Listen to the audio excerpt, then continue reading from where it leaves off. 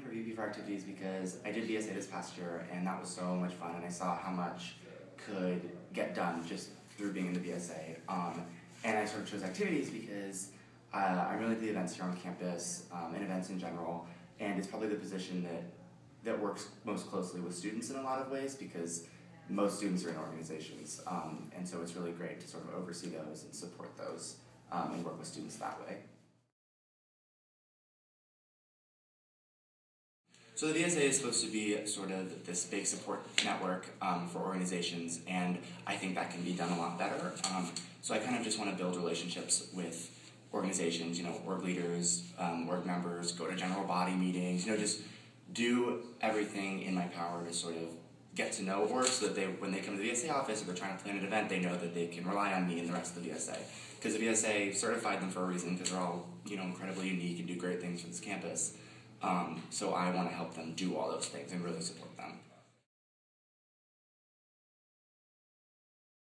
Well, I was on VSA this past year as Davidson as president, and I learned a lot sort of about council in that way. And then I was also on the activities committee this past year as well, so I sort of saw a lot of the different orgs come in and all the different issues that sort of arose on campus this past year in terms of activities. And I also just have a passion for it, and I think that can go a long way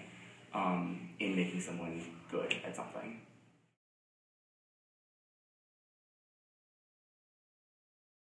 I guess a big problem that's sort of facing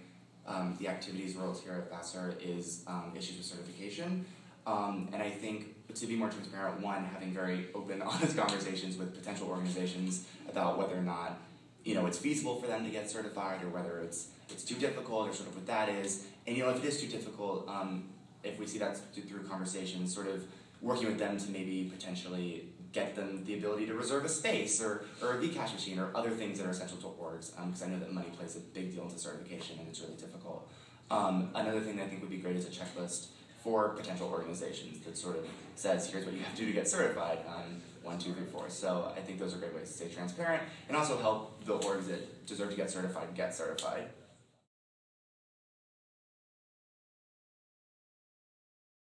I think there are two really big parts to the job, and that is org certification, because you have a lot of groups of people who've been working really hard on campus coming in and trying to get certified. They need money, they need this, and that's great, but I think sort of balancing what orgs should get certified, what shouldn't, like what are the reasons for that, is a big part of the job that's really hard. And I think another really big part of the job that's difficult is the events calendar, because there are a lot of issues with scheduling events, and it's really hard not to have let's say potentially 3 lectures on one day and at the same time, and it's I think so making the events in a way and scheduling in a way that works for the student body best, so you don't have all these events trying to fight for each other. I mean, a lot of that is up to the org because you're working on their timeline. So I think sort of working with orgs to make the event schedule best and stuff like that are really difficult to the position and the biggest part of it.